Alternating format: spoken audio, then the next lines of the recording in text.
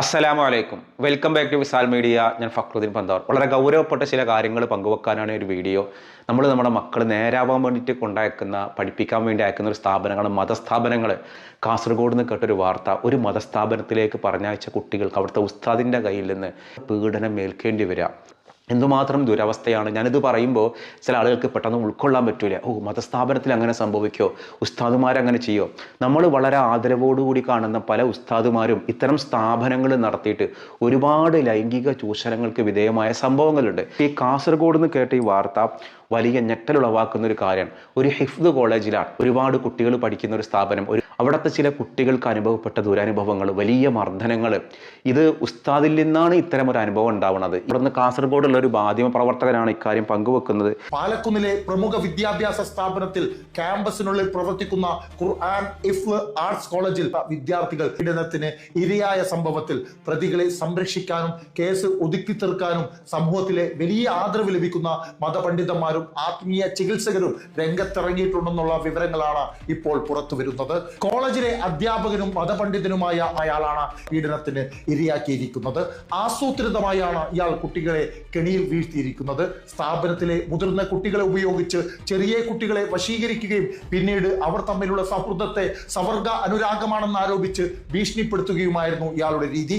നിയമത്തിന്റെ കൈകളിൽ നിന്നും രക്ഷപ്പെടാൻ മുഖ്യ ഒളിവിൽ തുടരുകയാണെങ്കിലും ഇയാൾക്കെതിരെ തൃശൂർ ജില്ലയിലെ വടക്കാഞ്ചേരിയിൽ മാത്രം 6ഓളം പുതിയ കേസുകൾ കൂടി രജിസ്റ്റർ ചെയ്യപ്പെട്ട് കഴിഞ്ഞു. ഇതിൽ ഒരു കേസ് അതീവ ഗൗരവകരമായതാണ്. കാസർഗോഡ് പാലക്കുന്നിൽ ആസൂത്രിതമായ ബ്ലാക്ക് മെയിലിങ്ങിലൂടെയും ഗുരുശിഷ്യ ബന്ധത്തിൽ ഇതെല്ലാം ഹലാലാണെന്നും തട്ടിവിട്ടാണ് ഇയാൾ കുട്ടികളുടെ ജീവിതം നരകതുല്യമാക്കിയതെങ്കിൽ വടക്കാഞ്ചേരിയിലെ കഥ കേട്ടാൽ അറുപ്പും വെറുപ്പും തോന്നും. രാത്രികാലങ്ങളിൽ തനിക്ക് താല്പര്യമുള്ള ചെറിയ കുട്ടികളെ വിളിച്ചു വരുത്തും.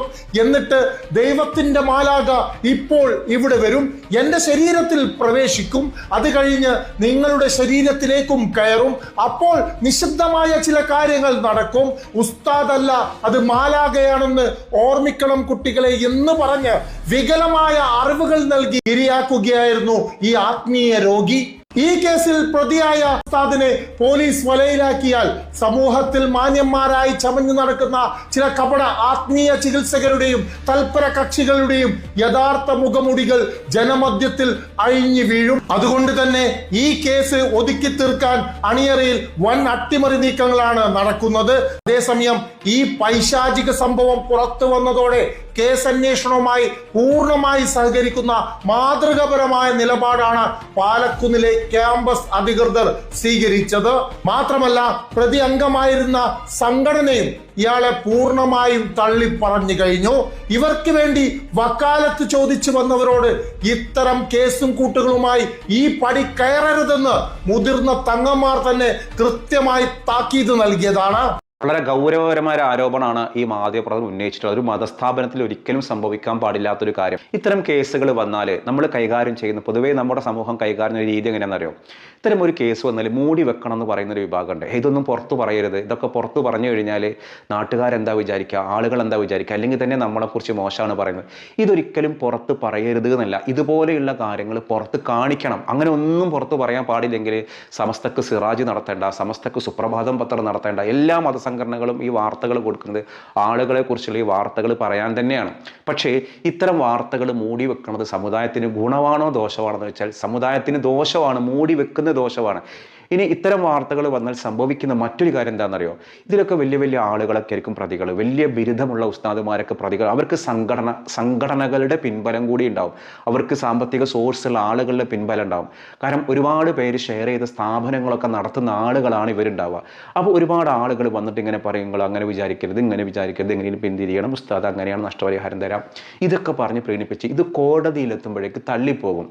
അപ്പോൾ എല്ലാവരും വിചാരിക്കും ഉസ്താദിനെതിരെ ഇയാൾ കള്ളക്കേസ് കൊടുത്തതാണ് എന്ന രീതിയിലേക്ക് പ്രചരിപ്പിക്കുന്ന വേറൊരു വിഭാഗമുണ്ട്. പിന്നെ മറ്റൊന്ന്, ഇല്ലാത്ത കേസുകൾ ഉണ്ടാക്കിയിട്ട് ഉസ്താദുമാരെ കൊടുക്കുന്നവരുണ്ട്. അതായത് ചിലപ്പോൾ വല്ല അടിച്ചതോ അല്ലെങ്കിൽ ചീത്ത പറഞ്ഞതോ അല്ലെങ്കിൽ രക്ഷിതാവുമായിട്ട് എന്തെങ്കിലും ഇഷ്യൂസൊക്കെ ആയിരിക്കും. പക്ഷേ ഉസ്താദുമാരെ കൊടുക്കാനോ സ്ഥാപനത്തിനെ തകർക്കാനോ ഇല്ലാത്ത പോക്സോ കേസുകൾ ഉണ്ടാക്കി രജിസ്റ്റർ ചെയ്യുന്നൊരു സംഭവമുണ്ട്. ഇപ്പോൾ കാസർഗോഡ് ഭാഗത്ത് തന്നെ ഒരു പെൺകുട്ടി തന്നെ പിതാവ് ലൈംഗികമായി പീഡിപ്പിച്ചു എന്ന് പറഞ്ഞ് പരാതി കൊടുത്തു. സ്വാഭാവികമായിട്ടും അയാൾ ഗൾഫിൽ നിന്ന് വന്നതിന് ശേഷമാണ്, ഗൾഫിലേക്ക് പോകുന്നതിന് മുൻപാണ് പീഡനം നടന്നത്. പിന്നീട് അയാൾ ഗൾഫിൽ പോയി, വന്നപ്പോൾ പോലീസ് പിടികൂടി അറസ്റ്റ് ചെയ്തു, അയാൾ ജയിലിലിട്ടു.